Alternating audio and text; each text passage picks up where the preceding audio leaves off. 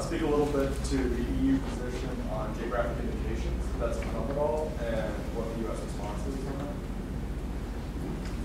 Has it come up? Of course it has come up. Yeah, it's, I would say that's another one of the key asks of the European Union in these negotiations. As you know, Europe, we have, it's not only Europe, by the way, we have a system of, of recognition of some of our agriculture products and what's called geographic indications. And there is, in every single FTA that we negotiate, we're trying to protect those geographical indications as well. So we indeed, we discuss this kind of, how we protect the names of, some cheeses or beers or quite a number of products in every single negotiation that we do. And of course it has come up. And of course it's a difficult discussion because the United States doesn't have a geographical indication system. They protect their, they protect also their own products, etc. Mostly through trademarks, if I am correct. And so basically, the way now that we're approaching the system, these negotiations, like, okay, we don't want to change each other's system, whether that's in geographical indications or in other areas of the negotiation, but what can we do pragmatically to ensure the protections that we want for our respective products? And this is how we have engaged. So yes, we discussed geographical indications, but rather than that, we discussed how we could ensure the same level of protection, right? And so this is where we are, and we have very interesting discussions, really interesting discussions about how the US system works, how the EU system works, and where the flexibility in each other's system that we can actually protect respective products. And this is where we are. But indeed, we discuss this every round, basically.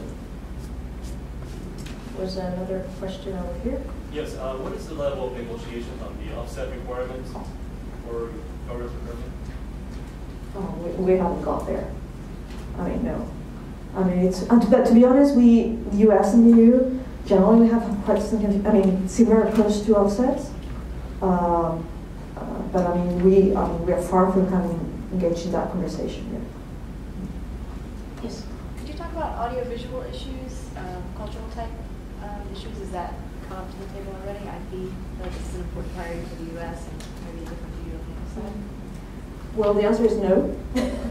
No, because as you know, even if the European Commission is at the negotiating table, in EU trade policy, the negotiations are conducted by the European Commission. We do that with a mandate, which is given by our member states, our 28 member states.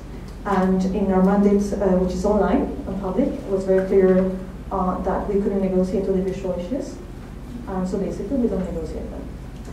This is an example of one of the, in a perfect world, one of the early tactical missteps, I would argue, was made by the negotiators, in that it's never a good idea to start a negotiation by drawing a lot of red lines.